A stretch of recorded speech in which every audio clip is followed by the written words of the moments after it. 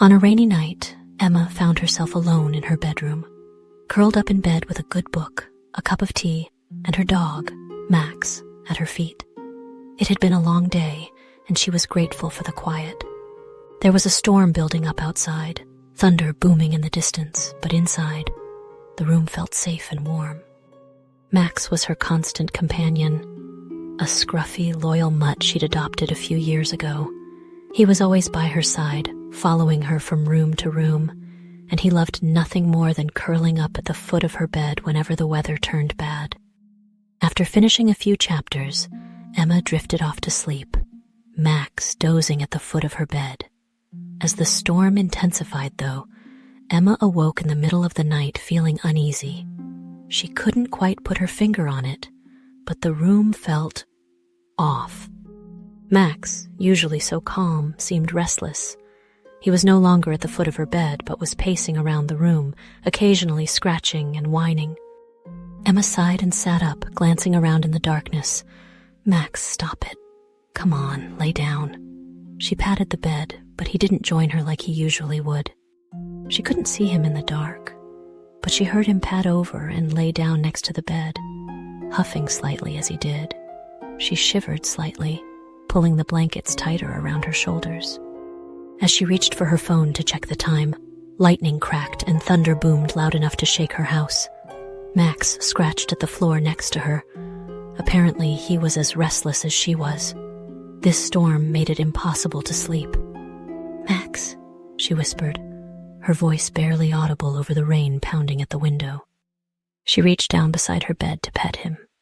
A faint whine and a quick lick of her hand told her that Max was still there keeping watch.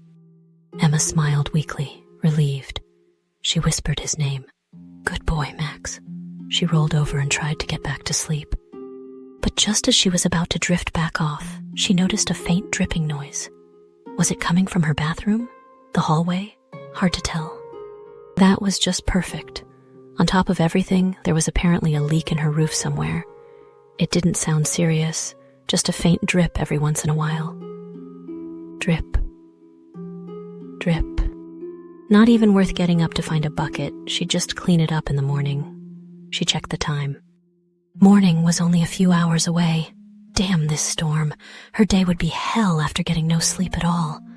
She reached back down absent-mindedly to pet Max, and he gave her another reassuring lick of the hand, a little more vigorously this time.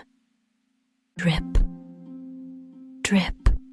She again rolled over, Max's presence reassuring her that everything was okay despite her feeling of unease. As she started to drift off again, though, the dripping started to get more frequent. She knew she probably shouldn't leave it for morning now, or there'd be permanent water damage. She got up out of bed to find a bucket, stepping over where she knew Max was laying. Drip. Drip. When she went to flick on the light, nothing happened. When did the power go out? Hard to tell when she'd already been laying in the dark.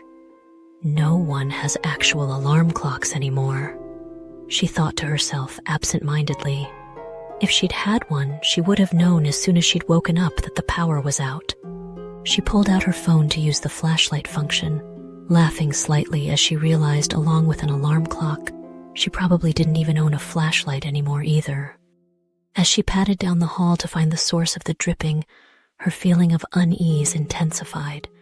She'd always lived alone, and it had never bothered her, but right now she wished more than ever that she had a roommate. Still following the dripping noise, she came upon the hallway bathroom and swept her light over the darkened room. She stopped dead, stifling a scream. There, hanging from the shower curtain, was an animal tied to the rod, dripping blood. It wasn't moving, and the pool of blood on the floor and shower told her the animal had been hanging there a while. As she slowly moved closer, she realized it wasn't just any animal. It was Max, her beloved dog. This was too horrible to comprehend.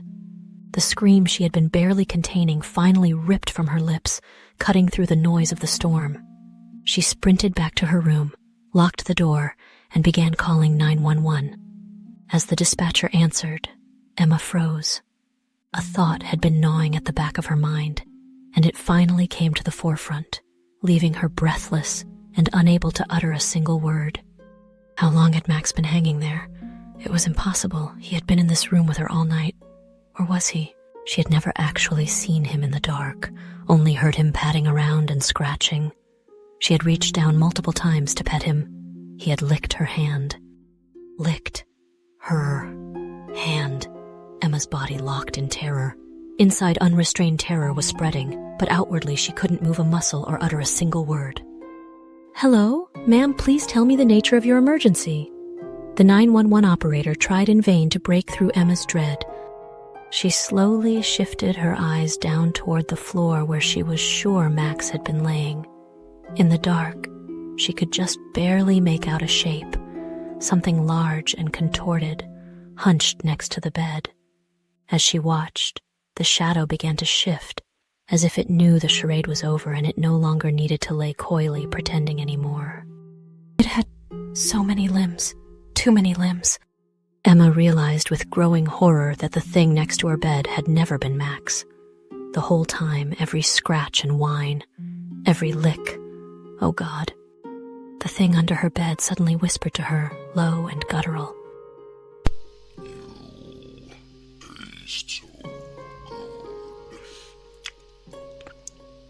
It made a deliberate gulping noise. She thought about every time she had reached down to pet Max throughout the night and shuddered.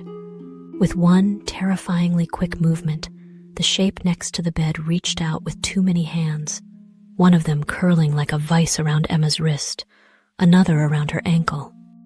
Her scream was drowned out by the storm outside. No one would hear it, and no one would ever see Emma again.